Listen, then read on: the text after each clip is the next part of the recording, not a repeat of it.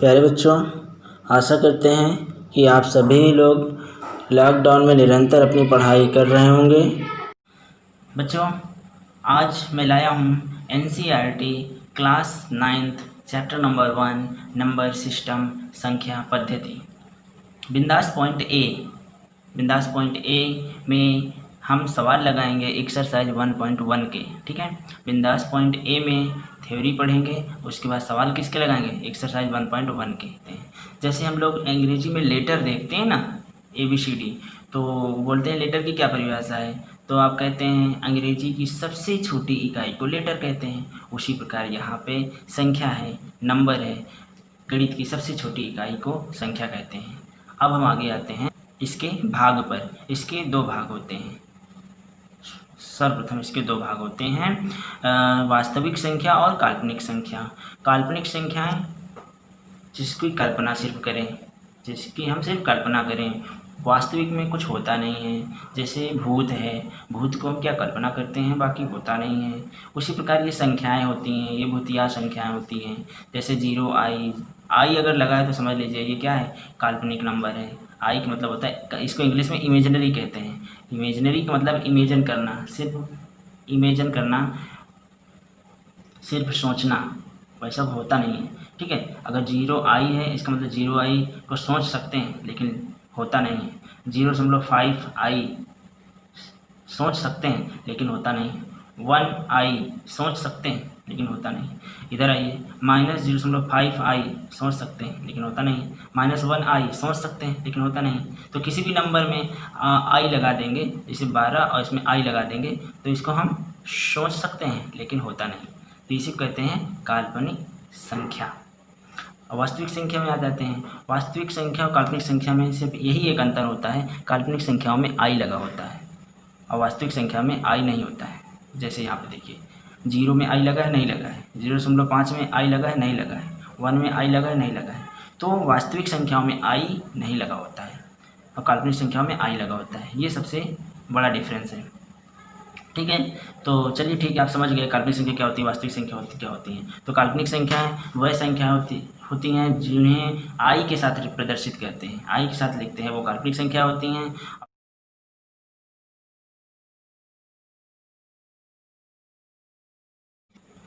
वास्तविक संख्या क्या होती है, वास्तविक रेखा पर, ये वास्तविक रेखा है, वास्तविक रेखा पर एकत्र सभी संख्याएं वास्तविक संख्याएं कहलाती हैं। वास्तविक रेखा पर उपस्थित सभी संख्याएं वास्तविक संख्या कहलाती हैं। वास्तविक रेखा पर उपस्थित सभी संख्याएं वास्तविक संख्या कहलाती हैं। ठीक है, अब ये वास्तविक रेखा है। वास्तविक रेखा के ऊपर कुछ नंबर है और नीचे भी कुछ नंबर है। इसका मतलब है वास्तविक संख्या को दो भागों में हमने बांट दिया है। नीचे के जो नंबर लिखे गए हैं ये परिमेय नंबर हैं और ऊपर के जो नंबर लिखे हैं ये अपरिमेय नंबर हैं। तो आगे चल के आपको ये जो वास्तविक संख्या ये जा रहा है, ये नीचे जाएगा, ऐसे ये जा रहा है, तो ये आपका वास्तविक संख्या दो भागों में बढ़ जाता है। ये नीचे वाली जो लिखी हैं जो एक साइड में आएंगे इधर, और ये जो ऊपर लिखे हैं वो इधर आ जाएंगे। परिमेय संख्या दो भागों में बढ़ जाती है। ये कौन, वास्तविक संख्या। तो अब बोला जाए कि 0.5 क्या है, परिमेय संख्या है। 1 क्या है, परिमेय संख्या। तो नीचे वाली सारी संख्याएं क्या होंगी, परिमेय संख्या। 1.5 क्या है, परिमेय संख्या। लेकिन √2 क्या है, अपरिमेय संख्या। √3 अपरिमेय संख्या। तो अब अभाज्य संख्याएं √ के अंदर होती हैं तो वो अपरिमेय संख्या कहलाती हैं। ठीक है, तो अपरिमेय संख्या ऊपर वाली और परिमेय संख्या नीचे वाली। ठीक है, और परिमेय संख्या और अपरिमेय संख्या के समुच्चय को, के संग्रह को वास्तविक संख्या कहते हैं, या के समूह को वास्तविक संख्या कहते हैं। आशा है कि आपको वास्तविक संख्या और काल्पनिक संख्या समझ में बिल्कुल आया होगा। काल्पनिक संख्या बता चलते हैं आपको, ये इंटर की बात है, लेकिन हमने आपको यहीं पे समझा दिया और बहुत आराम से समझा दिया और समझ भी गए हैं। तो आप समझ लीजिए कि बस आपको समझाने वाला चाहिए, गाइड करने वाला चाहिए, और आप इंटर की मैथ लगा सकते हैं, मैं वादा करता हूँ। लेकिन अभी आपको इंटर की नहीं लगानी है। थोड़ा सा पॉइंट था जो मैंने बता दिया, ओके, और बहुत ईजी था। चलिए अब वास्तविक संख्या के दो भाग पढ़ेंगे।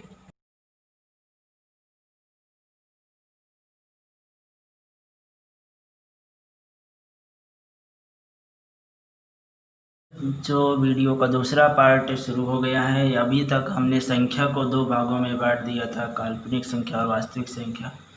और संख्या को हमने वास्तविक संख्या में बांटा और काल्पनिक संख्या में बांटा था। अब यहाँ पे वास्तविक संख्या बढ़ जाएगी परिमेय और अपरिमेय में। ये हुआ दूसरा पार्ट वीडियो का इसी में।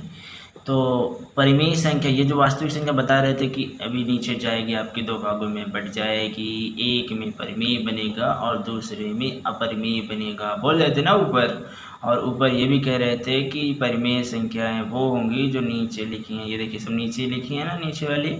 और अपरिमेय संख्या वो होंगी जो ऊपर लिखी हुई हैं। तो यहाँ पे ऊपर अभी हमने नहीं लिखा है, वो आपकी क्या होंगी, अपरिमेय संख्या होंगी। जैसे कि हम यहाँ पे लिख देते हैं कि जो 0 1 2 लिखा था, 0 1 2 3 लिखा था, फिर हमने काट दिया क्योंकि 0 1 2 3 0 1 2 ये जो हैं ये नंबर, ये आपके, ये सभी आपके वास्तविक संख्या परिमेय संख्या में चले जाते हैं। हमने बोला था ना, ये वास्तविक संख्या के नीचे वाले नंबर हैं। ये 0 1 2 1 -1 -2 ये क्या थे, वास्तविक संख्या के नीचे वाले सब नंबर थे। और ऊपर वाले नंबर क्या हैं, ऊपर वाले नंबर आपका √2 की वैल्यू 1 से थोड़ी बड़ी होती है, इसलिए ये यहाँ पे होगी √2।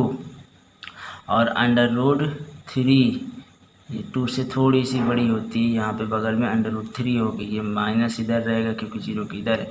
इसी प्रकार यहाँ पर भी 1 से थोड़ा सा इधर रहेगा और ये होगी √2 प्लस में रहेगी। और फिर यहाँ पे रहेगी √3। ये आपकी अपरिमेय संख्या हैं।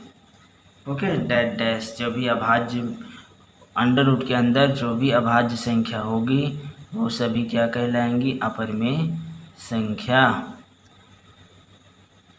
डैश तो ये आपकी होंगी। ओके, और भी इनके बीच में किसी भी दो, जैसे 0 और 1 के बीच में, 0 और 1 के बीच में बहुत सी अपरिमेय संख्या होती है। जैसे यहाँ पे हमने 1 ली है, ऐसे भी प्रकार की होती है। जैसे 1 और 2 के बीच में हमने ये लिए B, A और B, और ये C, ऐसी भी होती हैं। देख लीजिए, ऐसी भी आपकी अपरिमेय संख्या होती हैं। A B C ये भी बीच बीच में घुसी होती हैं, बीच बीच में इसी में वास्तविक नंबर में यहाँ पे छुपी होती हैं। 0 1 के बीच में, या 1.5 0 और आधा के बीच में, ये 0 और आधा के बीच में छुपी होती है। ठीक है, 1 और 2.5 के बीच में छुपी होती हैं। ये छुपी होती हैं कौन, A B C, ये भी आपकी क्या होती हैं, अपरिमेय संख्या। ये तो होती ही है अपरिमेय संख्या। ये जो छुपी वाली थी हमने यहाँ पे दिखा दी, इनको भी क्या कहते हैं, अपरिमेय संख्या। जैसे A आपकी क्या है, 0.1, कहीं भी लिखा हो इस तरह का, 0.1 01 001 111 001 401। ठीक है, इसी प्रकार यहाँ पे 1 है, फिर 101 है, फिर 201 है, फिर 301 है, फिर 401 है, और फिर यहाँ पे 1 है, फिर 101 है, 201 है, और ये 301 है, ये 401 है। वही सब लिखा हुआ है ना, लेकिन ध्यान दो यहाँ पे दशमलव के बाद यहाँ पे कोई संख्या नहीं है आगे, ये 0 है। इसका मतलब है कि ये यहाँ पे बोल सकते हैं कि इसके आगे 0 होगा, 0 और 1 के बीच में ये होगी। अब यहाँ पे देख लीजिए, जैसे इधर को तो सब सेम है, तीनों में ये पूरा सेम है। और यहाँ पे देखो, इधर देखो, दशमलव के आगे कितना, 1 है। और जब 1 हो तो समझ लीजिएगा ये जो अपरिमेय संख्या है वो 1 और 2 के बीच में है। जैसे यहाँ पे ये 2 है तो आप समझ जाइएगा ये किसके बीच में होगी, 2 और 3 के बीच में। समझ गए ना, अगर यहाँ 2 दशमलव कुछ है तो ये 2 और 3 के बीच में होगी। कहने का मतलब 2 और 3 के बीच में C नंबर, ये हमने लिखा था C नंबर। तो ये संख्या समझ गए कि ये जो 2 पॉइंट से शुरू हो रही है, इसका मतलब ये 2 और 3 के बीच में है। ये 1 पॉइंट समथिंग शुरू हो रही है तो ये 1 और 2 के बीच में है, 1 और 2 के बीच में B। और ये 0 से शुरू हो रही है, इसका मतलब है कि 0 और 1 के बीच में होगी। समझ गए ना। तो कैसे पाई जाती हैं अपरिमेय संख्या, कि इनमें पुनरावृत्ति नहीं होती। जैसे कि 101 201 301 401, 3 बढ़ता चला जा रहा है, और भी जाओगे तो फिर 501, हाँ 501, और भी लंबा तीर आपको मिलेगा यहाँ से लेकर यहाँ तक। ठीक है, तीर बढ़ता जा रहा है। तो ये आप अभी सारी संख्याएं समझ गए अपरिमेय की कि कौन कौन सी होती हैं। अभी हमने बता दिया बहुत ही। यहाँ पे देखिएगा √2 √3 ये आपकी सभी को मालूम है, अपरिमेय हमने बोला पहले। और ये 3 संख्याएं हमने नई आपको बता दी, इनको याद रखिएगा। ये भी आपकी अपरिमेय संख्याएं होती हैं। कैसे होती हैं? क्योंकि यहाँ पे 0 1 0 1 0 1 0 1 0 1 होता तो ये परिमेय होती, लेकिन ये 0 1 0 1 0 1 कहाँ है? ये 0 1 है, फिर 2 0 1 है, फिर 3 0 1 है, फिर 4 0 1 है, फिर 5 0 1 है, फिर 6 0 1 है, 7 0 1 है। आप सांस लेते लेते आप मर जाओगे, लेकिन संख्याएं कभी ख़त्म नहीं होंगी और उससे बड़ी उससे बड़ी उससे बड़ा तीर लगता चला जाएगा। तो ये परेशान करने वाली संख्याएं हैं, तो इसीलिए इसको अपरिमेय संख्या कहते हैं। ठीक है, इसलिए इसमें देखिए अपरिमेय संख्या के गुण भी बताए गए हैं। अपरिमेय संख्या के गुण क्या होते हैं? अनावृत्ति। अनावृत्ति मतलब कि इनमें आवृत्ति नहीं होता है कि बार बार यही तीर रिपीट हो, नो, बढ़ता जाएगा बढ़ता जाएगा, इसलिए इसको क्या कहा गया? अनावृत्ति। अपरिमेय संख्याओं को क्या कहा गया? अनावृत्ति का गुण रखती हैं। और क्या रखती हैं? अशांत। ये शांत नहीं रहती हैं, अशांत रहती हैं, ये अशांत रहती हैं। और जो इनके पीछे पड़ता है वो भी अशांत हो जाता है, वो भी अशांत रहता है। इसलिए आप इनके पीछे मत पड़िए। ये 1 0 1 2 0 1 3 0 1 4 0 1 5 0 1 6 0 1 ये तो ख़त्म होएगा नहीं, तुम ख़त्म हो जाओगे, इसलिए इसके पीछे मत पड़ना। ये अशांत होती हैं और अनवसानी होती हैं, चाहे अशांत का हो चाहे अनवसानी का हो। ठीक है, ये भी आप समझ गए बहुत ही अच्छे से क्यों होती हैं, क्योंकि बढ़ती जाती हैं। अनावृत्ति क्यों होता है? क्योंकि बढ़ता जाता है इसका तीर। और अशांत क्यों होती है अनवसानी? क्योंकि इनकी वैल्यू बढ़ती जाती है। अनावृत्ति क्यों? क्योंकि इनका तीर बढ़ता जा रहा है। ठीक है, ये देखिए √2 √3 √5 √7 √11 अभाज्य संख्या है। ये अभाज्य संख्या कोई भी होगी, √23 ऐसे हैं, वो भी किसी से नहीं कटेगी। तो ये सब क्या होंगी आपकी? कोई दे देगा, हाथ से पहचान लोगे ना, ये संख्या क्या होंगी? ये संख्याएं आपकी क्या होंगी? अपरिमेय संख्या होंगी। ठीक है, और अब पहचानो जरा इसको। 0.2 एक 2 के बाद 0 2 फिर 2 0 2 फिर 3 0 2 फिर 4 0 2 फिर 5 0 2 इस तरह से बढ़ता जा रहा है। इसका मतलब क्या है? ये तीर बढ़ता जा रहा है, अनावृत्ति गुण है। ये अपरिमेय है कि परिमेय? अपरिमेय, समझ गए ना? इसको पहचानो। 0.3 फिर 0 3 फिर 2 0 3 फिर 3 0 3 फिर 4 0 3 फिर 5 0 3 ये भी बढ़ता जा रहा है। क्या होगी? अपरिमेय संख्या, समझ गए ना? और किसके बीच में होगी? 0 और 1 के बीच में, क्योंकि 0 से चालू होती है। अगर यहाँ पे 1 होता तो फिर ये 1 और 2 के बीच में होती। ठीक है, अगर यहाँ पे 2 होता तो ये 2 और 3 के बीच में होती, 2 और 3 के बीच में। अगर यहाँ 4 होता तो ये 4 और 3 के बीच में होती। तो अभी यहाँ पे ये 2 0 है, तो ये 0 और 1 के बीच में होगी अपरिमेय संख्या। ठीक है, अब हम बात करेंगे परिमेय संख्या क्या होती है? Rational number. परिमेय संख्या रेशनल नंबर, इसको हम क्यों से दिखाते हैं? किससे दिखाते हैं? क्यों से दिखाते हैं। और वास्तविक नंबर को आर से दिखाते हैं। किससे दिखाते हैं? आर से। वास्तविक नंबर में भी आपकी पॉजिटिव भी होती हैं, आर प्लस और आर माइनस। इसी तरह आपका क्यों परिमेय संख्या में क्यों प्लस का होगा इधर और क्यों माइनस का होगा। ठीक है, इधर आपके 0 के इधर प्लस मिलेगा, 0 के इधर माइनस, तो इसको बोलेंगे क्यों माइनस संख्याएं और इसको बोलेंगे क्यों प्लस संख्याएं। मतलब कि धनात्मक परिमेय संख्या और ऋणात्मक परिमेय संख्या।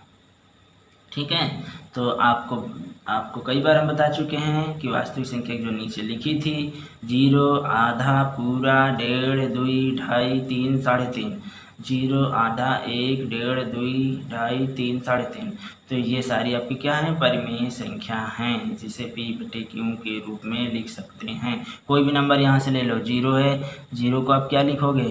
0/1 लिख गया कि नहीं? पर P/Q के रूप में, जहाँ P बराबर 0 है, Q बराबर 1, Q नॉट 0, Q बराबर 1। ओके, इसी प्रकार यहाँ देखो, यहाँ भी आप इसको तो आप लिख सकते हो, आधा है तो आधा को 1/2 लिख सकते हो ना, आधा है तो 1/2, और ये 1 है तो 1/1, सब परिमेय संख्या है। और ये 1.5 है तो इसको 3/2, ये 2 है तो ये 2/1, तो सभी तो पी बटे क्यू में लिख सकते हो ना इनका परिमेय से, तो इसलिए पी बटे क्यू में लिखी जा सकती है, इसलिए ये परिमेय संख्या। ये भी एक कारण है इनका। कोई पूछे ये क्यों है परिमेय संख्या, तो आप कह सकते हो ये पी बटे क्यू के रूप में लिखी जाती। कोई भी संख्या ए टू जेड यहाँ पे उठा के देख लो, सभी संख्याओं को पी बटे क्यू के रूप में लिख सकते हैं। ये भी एक बहुत बड़ा कारण है कि ये परिमेय संख्याएं हैं। अब परिमेय संख्याओं के क्या गुण होते हैं, परिमेय संख्याओं के गुण बताइए। तो जैसे कि ये पुनरावृत्ति होता है, अभी यहाँ पे क्या था, अनावृत्ति। अनावृत्ति में तीर बढ़ते जा रहे थे। पुनरावृत्ति में क्या होता है, तीर बढ़ते नहीं है, तीर बराबर रहते हैं। जैसे ये देखिए, इतना जितना बड़ा तीर ये है उतना ही बड़ा तीर ये है, उतना बड़ा तीर ये है। कैसे पहचानोगे ये तीर कैसे बराबर है, तो यहाँ पे जब 1/7 को आप भाग दोगे ना, तो ये आएगा 0.142857। फिर उसके बाद जब 7 के बाद फिर एक चालू हो जाए, एक बार जाएगा भाग, फिर 4 बार, फिर 2 बार, फिर 8 बार, 5 बार, फिर 4 बार, फिर 1 बार, 4 बार, 2 बार, 8 बार, 5 बार, 7 बार, फिर 1 बार, 4 बार, 2 बार, 8 बार, 5 बार, 7 बार भाग जाएगा। तो आप जब भाग दोगे तो बड़ा इंटरेस्टिंग सा नहीं आएगा, यही सब आता रहेगा।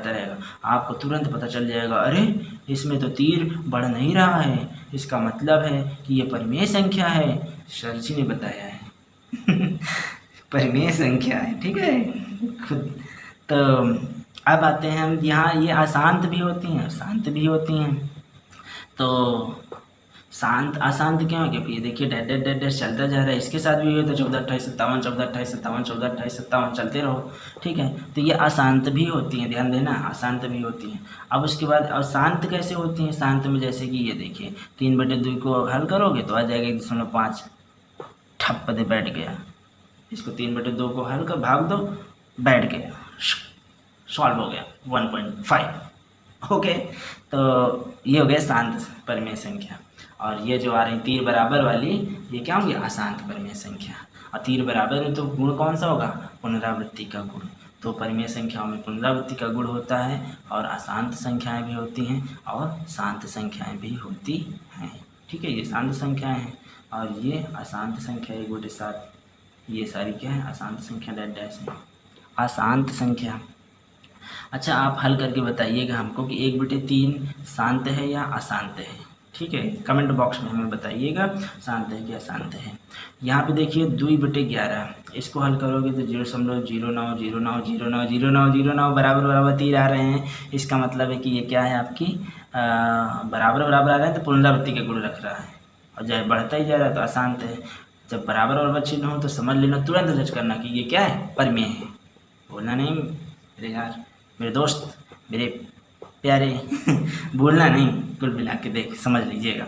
ओके, अब यहाँ से आपका दूसरा पार्ट समाप्त होता है इस वीडियो का, क्योंकि वास्तविक संख्या को 2 भागों में बांट दिए और इस पर चर्चा भी कर लिए। वास्तविक संख्या को परिमेय संख्या और अपरिमेय संख्या में बांट देते हैं। वास्तविक संख्या 2 प्रकार की होती है, परिमेय संख्या और अपरिमेय संख्या हैं। और वास्तविक संख्या किसे कहते हैं, परिमेय और अपरिमेय संख्याओं के संग्रह को वास्तविक संख्या कहते हैं, ठीक है। तो अब ये दूसरा पार्ट समाप्त होता है, तीसरे पे जाते हैं। अब तीसरे पे क्या होगा कि ये जो परिमेय संख्या है ना, इसमें बहुत सी संख्या दिख रही हैं, तो यहाँ से ये बढ़ जाएगा परिमेय संख्या। ये लाइन गई है एक ना, ये बता रही है कि परिमेय संख्या आगे जा रही है और कितने में बढ़ गई है। परिमेय संख्या को 3 भागों में बांटेंगे, दिख रहा है बराबर। पहला, प्राकृतिक संख्या में कुछ संख्याएं आ जाएंगी परिमेय संख्या से, और दूसरा परिमेय संख्या से उठकर कुछ पूर्ण संख्या में आ जाएंगी, थोड़ा इससे ज़्यादा। और सारी की सारी धन और ऋण सब संख्याएं किस में चली जाएंगी, पूर्णांक संख्या में। ये देखिए सारी की सारी ऋण वाली भी आ गई। तो इसलिए पूर्णांक संख्या को z से प्रदर्शित करने के साथ साथ इसमें z प्लस संख्याएं भी होती हैं और z माइनस संख्याएं भी होती हैं। ये इधर z प्लस संख्या होंगी और ये इधर z माइनस संख्या भी होंगी, ठीक है। ये 0 जो होगा आपका प्लस भी होता है और माइनस भी होता है। तो इस तरह से पूर्णांक संख्या को जड़ से दिखाते हैं। और पूर्णांक संख्या में संख्याएं होती हैं 0, 1, 2, 3, 4, -1, -2, -3, -4, ये आपकी प्लस माइनस 0 सब सम्मिलित होते हैं। तो ऐसे संग्रह समूह को पूर्णांक संख्या कहते हैं। पूर्ण संख्या किन्हें कहते हैं? 0, 1, 2, 3, 4, 5 पूर्ण संख्या कहलाते हैं W। बिल्कुल आप कंठस्थ कर लीजिएगा। प्राकृतिक संख्या क्या होती हैं? 1, 2, 3, 4, 5 6, 7, 8 सब प्राकृतिक संख्या होती है। तो कोई आपसे पूछे तो फौरन बताइएगा प्राकृतिक संख्या क्या कौन कौन सी हैं, तो आप कहोगे 1, 2, 3, 4, 5, 6, 7, 8, 9, 10, 11, 12, 13, 14 डैश ये प्राकृतिक संख्या है। इसे n से दिखाते हैं। ये किसका भाग है? परिमेय संख्या का भाग है। मतलब सभी परिमेय संख्या, सभी प्राकृतिक संख्या परिमेय संख्या होंगी, क्योंकि वहीं से तो आई हैं ये। तो सभी प्राकृतिक संख्याएं परिमेय संख्या होंगी। इसी प्रकार कोई पूछे पूर्ण संख्या क्या होती है, तो कहोगे पूर्ण संख्या होती है 0, 1, 2, 3, 4, 5, 6 डैश। और इसे पूर्ण संख्या को W से दिखाते हैं। और पूर्ण संख्या की सारे संख्याएं परिमेय संख्याएं भी कहलाती हैं, क्योंकि वहीं से आई है ना। तो पूर्ण संख्या परिमेय संख्या भी कहलाती है, क्योंकि वहीं से आई है। तो पूर्ण संख्या भी परिमेय संख्या होगी और प्राकृतिक संख्या भी परिमेय संख्या ही होगी। इसी प्रकार पूर्णांक भी वहीं से आई है। बस एक कॉन्सेप्ट आपको याद रखना है, तो ये भी तो वहीं से आया है। तो ये भी क्या कहलाएगा? पूर्णांक संख्या भी, सभी पूर्णांक संख्याएँ क्या कहलाएंगी? परिमेय संख्या कहलाएंगी। ठीक है। अगर कोई पूछे पूर्णांक संख्या क्या है, तो आप कहोगे पूर्णांक संख्या 0, 1, 2, 3, 4, -1, -2, -3, -4 डैश। मतलब कि धन वाले भी, ऋण वाले भी, 0 भी सम्मिलित हो, तो ऐसी संख्याओं के संग्रह को पूर्णांक संख्या कहते हैं। इसे z से प्रदर्शित करते हैं। और चूंकि ये परिमेय संख्या से आई है, इसलिए सभी पूर्णांक संख्या परिमेय संख्याएं कहलाएंगी। सभी पूर्णांक संख्याएं परिमेय संख्या कहलाएंगी। इसी प्रकार पूर्ण संख्याएं, सभी पूर्ण संख्याएं परिमेय संख्याएं कहलाएंगी। इसी प्रकार सभी प्राकृतिक संख्या परिमेय संख्या कहलाएंगी। ओके। लेकिन इसका उल्टा नहीं सही होगा कि कह दो सभी परिमेय संख्या क्या परिमेय संख्या प्राकृतिक कहलाएंगे? नहीं, बिल्कुल नहीं, क्योंकि परिमेय संख्या बहुत सी चीज़ें हैं, सारी मिला दोगे तब बराबर हो परिमेय। परिमेय बहुत बड़ा है, तो सभी परिमेय संख्या प्राकृतिक हो ही नहीं सकती है, बहुत छोटा है। उल्टा नहीं हो सकता है कह दो सभी परिमेय संख्या प्राकृतिक संख्या होंगी। नहीं, बिल्कुल नहीं होंगी। सभी परिमेय संख्या पूर्ण संख्या भी नहीं होंगी। कोई तुमको कितना भी घुमाए, आप बस ये डायग्राम याद रखिएगा। परिमेय संख्या ऊपर है और ये राजा है। राजा क्या पूरा राजा का गुण सिपाही में हो सकता है? कभी नहीं हो सकता है। लेकिन सिपाहियों का गुण, मंत्रियों का गुण और सिपाहियों का गुण राजा में हो सकता है, लेकिन राजा के गुण सिपाही में नहीं हो सकते। इसलिए परिमेय संख्या, सभी परिमेय संख्याएं प्राकृतिक संख्या नहीं हो सकती हैं। सभी परिमेय संख्या पूर्ण संख्या भी नहीं हो सकती है, सभी परिमेय संख्या पूर्णांक संख्या भी नहीं हो सकती है। लेकिन इसका उल्टा सत्य हो जाएगा। सभी पूर्णांक संख्याएं परिमेय संख्या होंगी, सभी पूर्ण संख्या परिमेय संख्या होंगी, सभी प्राकृतिक संख्या परिमेय संख्या होंगी। बोलो परिमेय राजा महाधिराज परिमेय संख्या की जय। ओके, तो कमेंट बॉक्स में हमें बताइएगा ज़रूर 1/3 परिमेय संख्या है या अपरिमेय संख्या है। Okay, thank you for watching. Be cool, be happy, be बिंदास। Thank you.